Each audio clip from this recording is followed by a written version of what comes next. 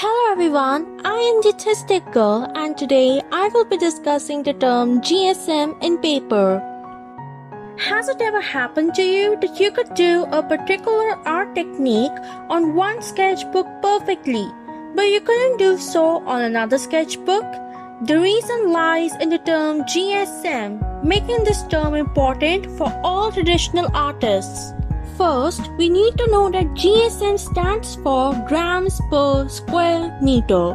So, GSM states how much grams of a particular substance is present in each square meter of the paper we are using.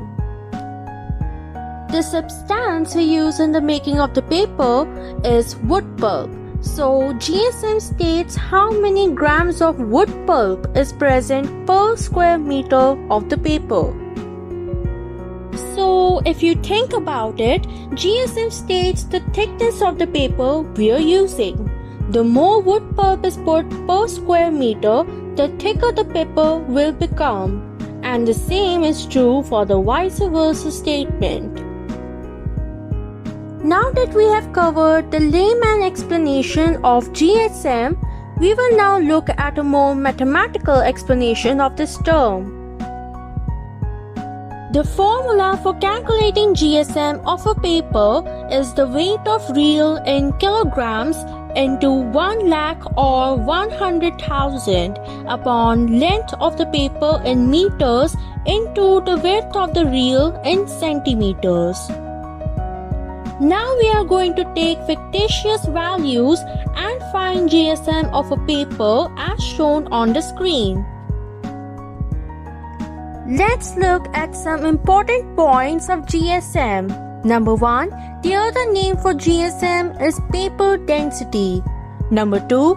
Paper density is used in paper and pulp industries to denote the measure of mass of the product per unit area for a type of paper. Number 3. Paper density is denoted by the unit grams per square meter. Number 4. It is known as grammage. Number 5.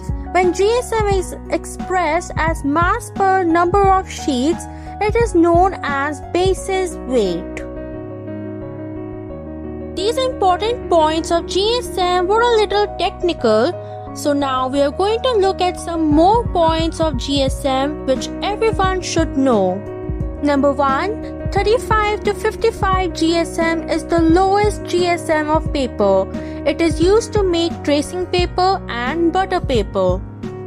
Number 2. 75 to 120 GSM is the preferred GSM for sketchbooks and notebooks. Number 3. 150 GSM and above is considered good for watercolor. Number 4. The best GSM for watercolor is 300 GSM. In fact, 300 GSM is popularly referred to as watercolor paper. Number 5. 350 to 500 GSM is used in making cardstock and business cards. It is the highest GSM. Number 6. The thicker the paper is, the more suitable the paper is for drawing. Number 7. There are some art techniques you can do on a thicker paper which you can't do or do properly on a thinner paper.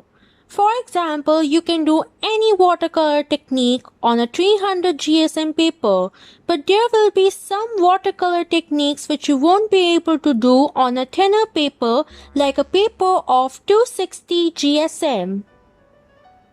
Number 8. However, the thicker the paper is, the more pollution it will cause. Number 9. Thicker paper are often more expensive than thinner ones.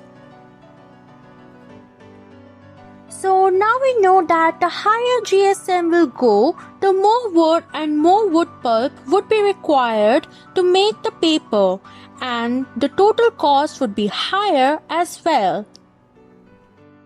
It's important for all artists to find out what medium they love in order to get the correct tools and to become a better artist.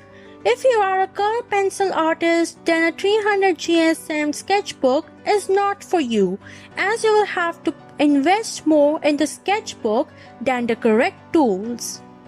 Thank you for watching the video. I hope you liked it and it was easy for you to understand the concept of GSM. If you did, then please like, comment, share and subscribe. The next video will be on the comparison of two GSMs, in which we will be looking at the practical use of our knowledge on GSM in paper. So kindly stay tuned for that.